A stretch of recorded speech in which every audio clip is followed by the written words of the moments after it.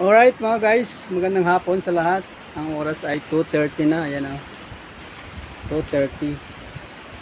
Namimitas kami ng bunggo ni Kuya. At kaninang umaga pa kami nandito. Sabi ko, daanan ko muna yung aking sagingan ay para makita kung ano ng itsura. Sa tagal na hindi ko nabisita. Siguro nasa 1 year na siguro mga guys. Mula nung linis-linisan ko ito. Ayan siya mga guys oh. Masukal na mga guys. Marami siyang mga bunga. Pero mura pa.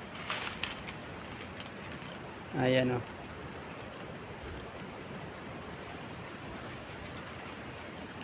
Alright, bisitahin natin ang loob niya kung ano yung tsura mga guys. Tara!